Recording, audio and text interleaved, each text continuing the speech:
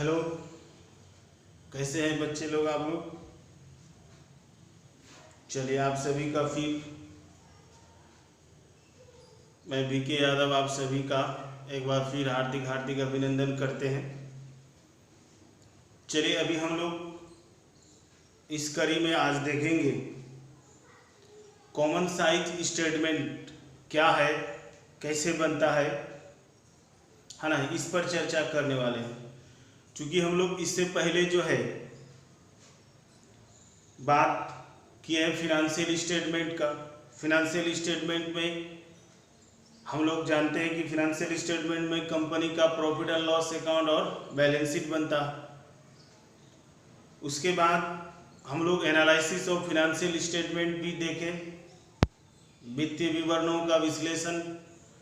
तो analysis of financial statement का analysis करने का बताया गया था कि मुख्य रूप से 7 टूल्स है ना। तो जो बच्चे आज ये वीडियो डायरेक्ट देख रहे हैं उनसे मेरा कहना होगा कि आप लोग एक बार फिर जो है एक बार पीछे वाला वीडियो अवश्य देखें। प्लेलिस्ट में जाइए, चैनल का प्लेलिस्ट में जाइए, उसमें प्लेलिस्ट में लिखा होगा एनालिसिस ऑफ फिनेंशियल स्टेटमेंट है ना। तो उसमें एक एक करके सारा वीडियो दिया हुआ है। और दूसरा है कि आप डिस्क्रिप्शन में भी देख सकते हैं, वीडियो का लिंक दिया होगा, उससे भी आप देख सकते हैं। तो जो बच्चे आज फर्स्ट ये वीडियो देख रहे हैं वो पहले पीछे वाला वीडियो जरूर देख लेंगे, तब उसको मजा आएगा फिर, है ना। तो आज चलिए मुद्दा का बात कर लेते हैं हम लोग। आज का हम लोग का विषय है कॉमन साइज स्टेटमेंट, है ना। कॉमन साइज स्टेटमेंट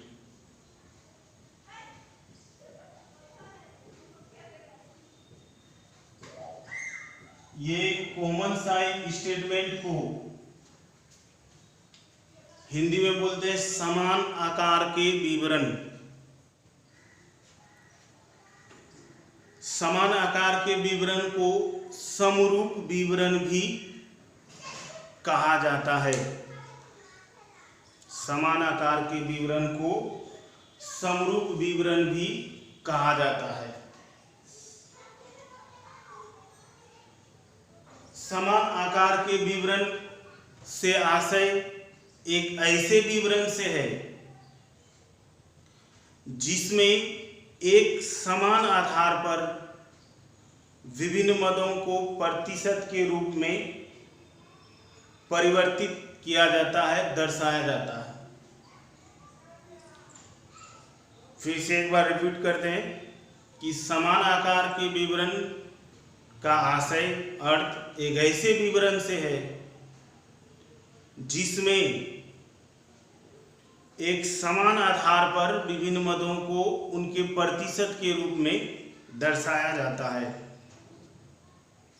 जैसे हम लोग जानते हैं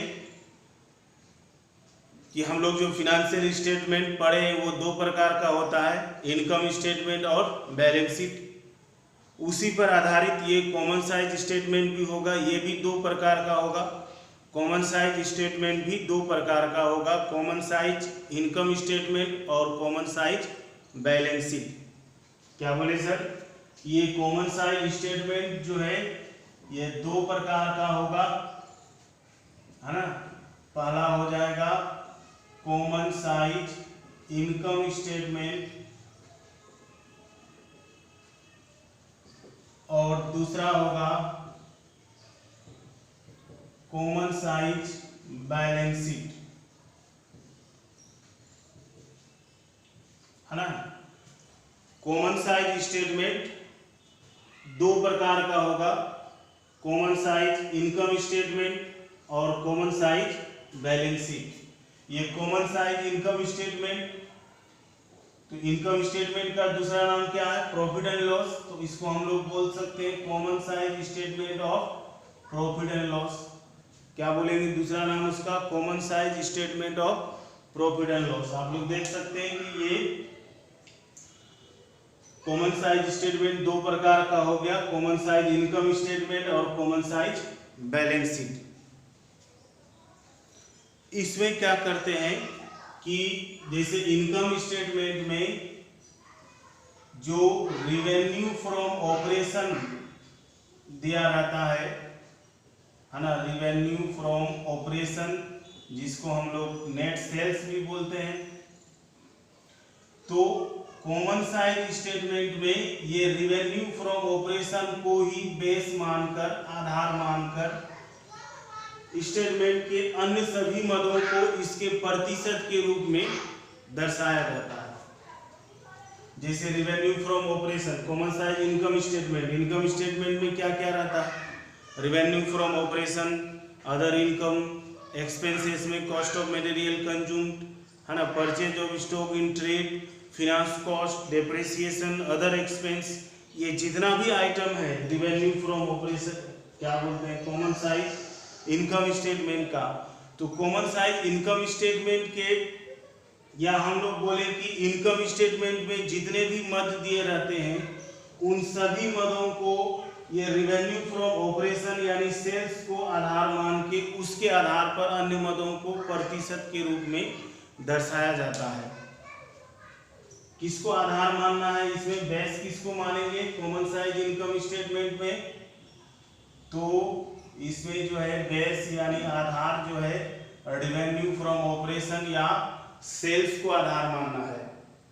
इसमें थोड़ा ध्यान देने योग्य बात यह है कि अगर अदर इनकम भी दिया हुआ रहे तो टोटल रिवेन्यू को आधार मानेंगे, बेस मानेंगे। तो इसके आधार पर हम लोग जब परसेंटेज निकालेंगे तो इसमें परसेंटेज हो जाएगा कि ये इनकम स्टेटमेंट का जो आइटम है ना, उसका अमाउंट ऑफ आइटम इंटू 100 बटे किसको बेस मानना है? रिवेन्यू फ्रॉम ऑपरेशन को। तो बटे रिवेन्यू फ्रॉम ऑपरेशन। इसमें दूसरा बात क्या बोले कि अगर अदर इनकम रहेगा तो हम लोग टोटल इनकम को भी आधार मान सकते हैं।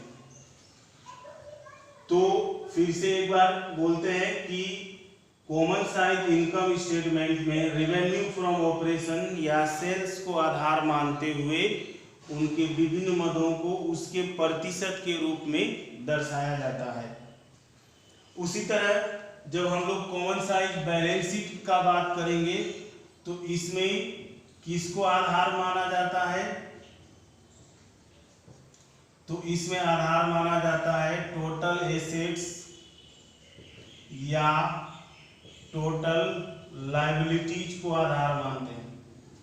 यानी कॉमन साइज बैलेंस शीट में टोटल एसेट्स या टोटल लायबिलिटीज को आधार मानते हुए बैलेंस शीट के अन्य मदों को उसके प्रतिशत के रूप में दर्शाया जाता है। तो इसमें परसेंटेज बराबर हो जाएगा, है ना। यहाँ पर आइटम जो है बैलेंस शीट का अमाउंट ऑफ आइटम, तो बैलेंस शीट में क्या क्या रहता है? एसेट्स रहता है या लायबिलिटीज रहता है ना। तो उसका आइटम इंटू 100 बटे टोटल एसेट्स या टोटल लायबिलिटीज। चूंकि बैलेंस शीट में क्या है, टोटल एसेट्स या टोटल लायबिलिटीज दोनों सेम होता है। तो आप टोटल एसेट्स को आधार मानिए या टोटल लायबिलिटीज को आधार मानिए, दोनों एक ही बात होगा। तो यानी कॉमन साइज स्टेटमेंट समान आकार के विवरण एक ऐसा विवरण है जिसमें एक निश्चित आधार पर अन्य मदों को उसके प्रतिशत के रूप में दर्शाया जाता है। एक समान आधार मान के प्रतिशत के रूप में दर्शाते हैं, इसलिए इसका नाम है समान आकार के विवरण। इसमें क्या होता है ना कि सबका परसेंटेज के लिए बेस जो है कॉमन रहता है, इसलिए नाम हो गया कॉमन साइज स्टेटमेंट। ठीक है। तो जब कॉमन साइज इनकम स्टेटमेंट बनाएंगे तो रिवेन्यू फ्रॉम ऑपरेशन को बेस मानेंगे सबके लिए। उसी तरह जब कॉमन साइज बैलेंस शीट बनाएंगे तो टोटल एसेट्स या टोटल लायबिलिटीज को आधार मानेंगे। तो आधार यानी बेस सबके लिए एक ही रहता है, इसीलिए नाम है इसका कॉमन साइज स्टेटमेंट। तो कॉमन साइज स्टेटमेंट दो प्रकार का होगा, है ना। पहला हो गया आपको कॉमन साइज इनकम स्टेटमेंट और दूसरा हो गया कॉमन साइज बैलेंस शीट। ठीक है, चलिए अब हम लोग कुछ प्रॉब्लम सॉल्व करके देख लेते हैं। तो जैसे एक क्वेश्चन ये दिया हुआ है कि prepare a common size income statement, prepare a common size income statement from the following income statement. ये जो इनकम स्टेटमेंट दिया हुआ है इससे कॉमन साइज इनकम स्टेटमेंट हम लोग को बनाना है।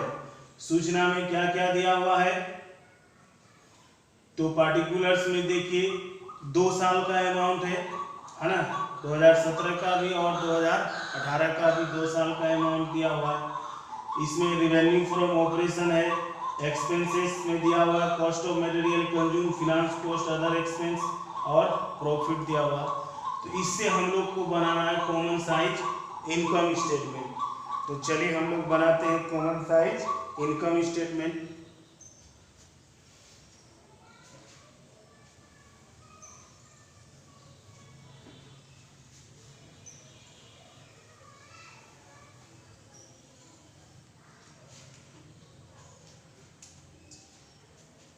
तो सबसे पहले लिखेंगे हम लोग हेडिंग में कॉमन साइज इनकम स्टेटमेंट, है ना।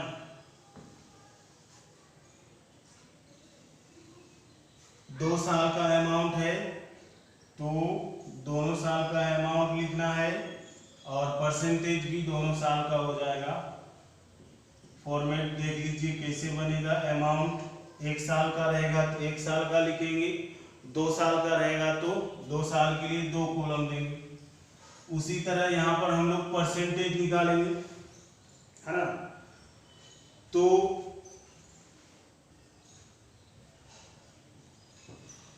परसेंटेज कॉमन साइज परसेंटेज, तो 2 साल का है तो दोनों साल का निकालना है। जैसे 31 मार्च 2017 का अमाउंट, फिर उसका यहाँ पर परसेंटेज। उसी तरह फिर 31 मार्च 2018 का इसमें अमाउंट हो जाएगा और इसमें 31 मार्च 2018 का परसेंटेज।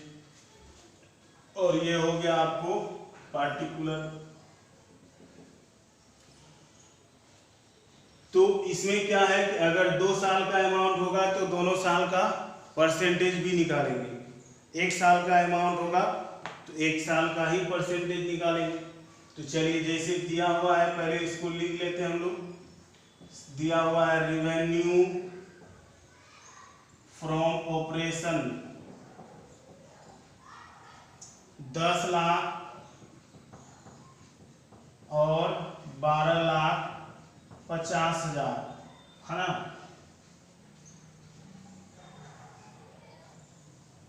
उसके बाद दूसरा नंबर में है एक्सपेंसेस। एक्सपेंसेस में क्या है, कॉस्ट ऑफ मटेरियल कंज्यूम, है ना। कॉस्ट ऑफ मटेरियल कंज्यूम 6,50,000 और 8 लाख। फिनांस कॉस्ट 1 लाख और 1,25,000। अदर एक्सपेंस 70,000 और 75,000। उसके बाद ये जोड़ देना इसको टोटल, है ना। टोटल एक्सपेंस 6, 7, 8,20,000 और इसमें हो गया 10 लाख। उसके बाद क्या है, तीसरा number profit. 1 number minus 2 number, 1,80,000 और 2,50,000। जो मटेरियल जो सूचना दिया हुआ है उसको लिख लेना है, या चूंकि तो बनाया हुआ है। कभी कभी ऐसा भी होता है कि आपको ये बनाया हुआ नहीं होगा, एक साथ मटेरियल दिया हुआ रहेगा, तो हम लोग अपना स्टेटमेंट में उसको एडजस्ट करते हुए है ना तब बनाएंगे। तो यहाँ पर परसेंटेज निकालना है, तो परसेंटेज इसका जैसे भी फॉर्मूला बताया थे या लिखे थे, यहाँ पर हम परसेंटेज बराबर क्या लिखे थे, अमाउंट ऑफ आइटम है ना इंटू 100 बटे रेवेन्यू फ्रॉम ऑपरेशन है ना। तो चूंकि यहाँ तो 2 साल का है, 31 मार्च 2017 का भी है और 31 मार्च 2018 का भी है, 2 साल का। तो दोनों साल का परसेंटेज हम लोग एक एक करके निकाल लेंगे। तो चलिए पहला निकालते 17 वाला। जिस एक चीज जो है हमेशा ध्यान रखना है कि जिसको हम लोग आधार मान लेंगे ना वो हमेशा 100 होगा, ठीक है। जैसे रिवेन्यू फ्रॉम ऑपरेशन को आधार माने हैं तो ये 100 होगा। हम लोग ये प्रयोग करके भी देख सकते हैं। जैसे क्या फॉर्मूला, अमाउंट ऑफ आइटम, मान लीजिए इसी का परसेंटेज अगर निकालेंगे तो अमाउंट उसी का हो जाएगा 10 लाख गुना 100 बटे आधार भी वही है 10 लाख, तो ये क्या होगा 100% हो जाएगा। तो इसीलिए जिसको आधार माने हैं ना उसको डायरेक्ट लिख देंगे 100%, ठीक है। निकालने का उसको जरूरी नहीं है, जिसको आधार मानते हैं वो 100 होता ही है, उसी के आधार पर ही तो दूसरा निकालना है। तो चलिए दूसरा हम लोग देखते हैं, कॉस्ट ऑफ मटेरियल कंज्यूम। ये है 6,50,000, तो 6,50,000 आइटम हो गया गुना 100 बटे रेवेन्यू फ्रॉम ऑपरेशन इसका 10 लाख, कट गया 3 जीरो, इधर 2 जीरो कट गया, 0 0 कट गया, 65%। उसी तरह दूसरा साल का देखिए कितना है 8 लाख, तो 8 लाख गुना 100 बटे इसका रेवेन्यू फ्रॉम ऑपरेशन 12,50,000, तो काट दीजिए 0 0 है ना, 1 जीरो और कटेगा, 25 चुका 100, 25 5 125, 16 5 80, 16 64, 64%। तो जिसका जो परसेंटेज निकलेगा वो हम लोग बैठा देंगे। इसमें हो गया 65% और ये हो गया 64%। दूसरा नंबर में देखिए क्या है हम लोग का फिनांस कॉस्ट। तो फिनांस कॉस्ट 2017 का है 1 लाख, तो 1 लाख गुना 100 बटे इसका base revenue from operation 10 lakh, तो ये हो गया 10%। इसके लिए कितना है, दूसरा साल का कितना है 1,25,000, तो 1,25,000 आइटम हो गया गुना 100 बटे रेवेन्यू फ्रॉम ऑपरेशन इसका 12,50,000, तो इसका भी हो गया 10%। तो इसमें लिख देना ये 10% और ये भी 10%। उसी तरह तीसरा देखिए अदर एक्सपेंस। अदर एक्सपेंस कितना है 70,000, तो 70,000 गुना 100 बटे 10 लाख, काटिएगा हो जाएगा 7%। इसमें 75,000, तो 75,000 गुना 100 बटे 12,50,000। एक चीज देख रहे हैं कि सबका क्या है, बेस कॉमन है सबका, 10 लाख 10 लाख 10 लाख, इसमें 12,50,000 12,50,000 12,50,000।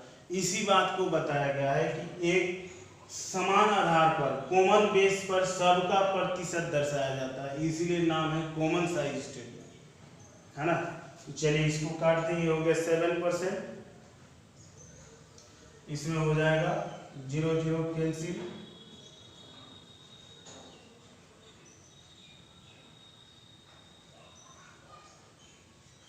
5 दूनी 10, 25 25 दिया 75, 3 दूनी 6%, तो ये हो गया 7% और इसका हो गया 6%। तो अब क्या है टोटल है, तो टोटल जोड़ दीजिए यहाँ 5 7 12 की 2 8 मेरा 1 6 1 7 1 8 82%, 6 4 10, 6 1 7 1 8 80%। अब क्या करना है सर, प्रॉफिट निकला हुआ है, यहाँ भी घटा सकते हैं हम लोग। 100 में 82 चला गया 18, 100 में 80 गया 20। तो ये जो हम लोग का बन गया, ये तैयार हो गया हम लोग का कॉमन साइज इनकम स्टेटमेंट। तो ये तो बहुत आसान है। इसमें मेन बात क्या आपको ध्यान में रखना है कि रेवेन्यू फ्रॉम ऑपरेशन को बेस मानते हुए सबका प्रतिशत निकालना। तो इसमें जो हम लोग परसेंटेज निकाल रहे हैं ये वर्टिकल रूप में दिखा रहे हैं, लंबवत रूप में दिखा रहे हैं। इसीलिए इस तरह का जो कॉमन साइज स्टेटमेंट जो बनता है इसको हम लोग बोलते हैं वर्टिकल एनालिसिस, शीर्ष विश्लेषण। तो ये हम लोग का बन गया कॉमन साइज इनकम स्टेटमेंट। अब हम लोग एक और प्रॉब्लम सॉल्व करते हैं कॉमन साइज बैलेंस शीट का, है ना। हम इधर बैलेंस शीट का क्वेश्चन लिखते हैं, फिर उसका सॉल्यूशन करेंगे हम लोग।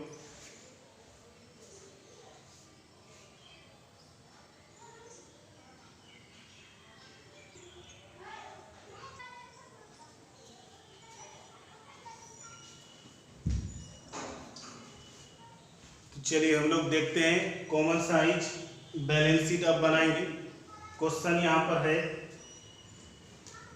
कि prepare a common size balance sheet from the following balance sheet. इसमें दिया हुआ है share capital 4 lakh, reserve and surplus 1,60,000, current liabilities 2,40,000, fixed assets 4,80,000, current assets 3,20,000।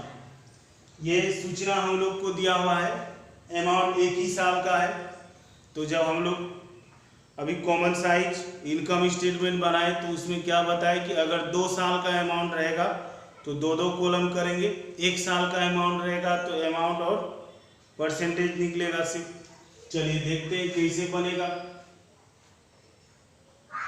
तो सबसे पहले हम लोग हेडिंग में लिखेंगे common size balance sheet of company का नाम जो रहेगा वो दे देना है। ये हो गया पार्टिकुलर सेक्शन, इसमें सबका डिटेल लिखा जाएगा। अब अमाउंट जो बोले कि अगर 2 साल का अमाउंट दिया हुआ रहेगा तो यहाँ हम लोग 2 साल का अमाउंट लिखेंगे, फिर 2 साल का परसेंटेज निकालेंगे। अगर 1 ही साल का अमाउंट रहेगा तो 1 साल का ही अमाउंट लिखेंगे और उसका परसेंटेज निकालना है। बात समझ गए। 2 साल का अमाउंट होगा तो अमाउंट का 2 कॉलम देना है और फिर परसेंटेज का 2 कॉलम देना है, जैसा कि हम लोग कॉमन साइज इनकम स्टेटमेंट में देखें। इसमें एक ही अमाउंट है तो एक ही परसेंटेज होगा। तो ये जो आइटम दिया हुआ है इसको हम लोग बैलेंस शीट का फॉर्मेट में सजा लेते हैं। सबसे पहले क्या आता है, इक्विटी एंड लायबिलिटीज। तो इक्विटी एंड लायबिलिटीज, इसके अंतर्गत हम लोग लिखते हैं नंबर 1 शेयर होल्डर्स फंड्स, है ना। शेयर होल्डर्स फंड में number 1 share capital, number B reserve and surplus, ठीक है, रिजर्व एंड सरप्लस। उसके बाद दूसरा नंबर में लिखते हैं नॉन करेंट लायबिलिटीज और करेंट लायबिलिटीज। फिर इसका जो है टोटल कर देते हैं हम लोग, टोटल। उसके बाद दूसरा नंबर में आता है एसेट्स। तो एसेट्स में भी नंबर 1 क्या लिखते हैं, नंबर 1 में नॉन करेंट एसेट्स, है ना। तो नॉन करेंट एसेट्स में यहाँ पर क्या है, एक आइटम है हम लोग का फिक्स्ड एसेट्स। उसके बाद दूसरा नंबर में लिखते हैं हम लोग करेंट एसेट्स, फिर इसका टोटल कर देते हैं।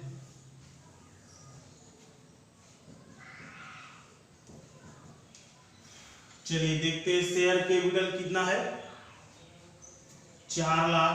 तो यहाँ लिखेंगे share capital 4 lakh. Reserve and surplus 1,60,000। Non current liabilities है, नहीं है। Current liabilities 4 lakh, current liabilities है 2,40,000। 2,40,000 जोड़िए, 4 4 10 के शून्य, हाथ में रहा 1, 4 2 6 2 8, 8 लाख हो गया। फिक्स्ड एसेट्स देखते कितना है, फिक्स्ड एसेट्स 4,80,000 और करेंट एसेट्स 3,20,000। तो 4 3 7 1 8 लाख। ये बैलेंस शीट पहले हम लोग बना लेंगे और उसका परसेंटेज दर्शा देना। तो परसेंटेज बराबर क्या बोले थे इसमें कि अमाउंट ऑफ आइटम इंटू 100 बटे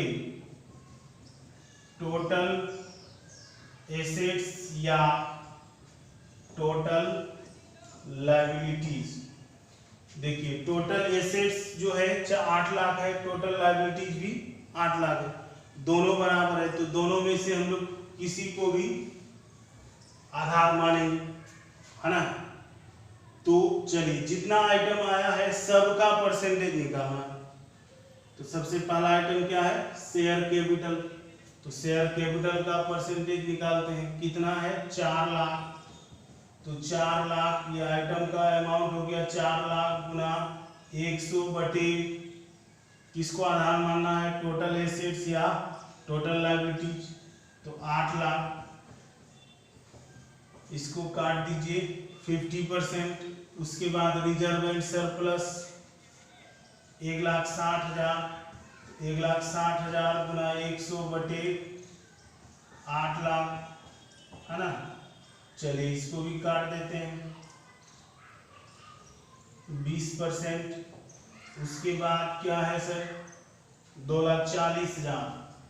तो 2,40,000 इंटू 100 बटे 8 लाख,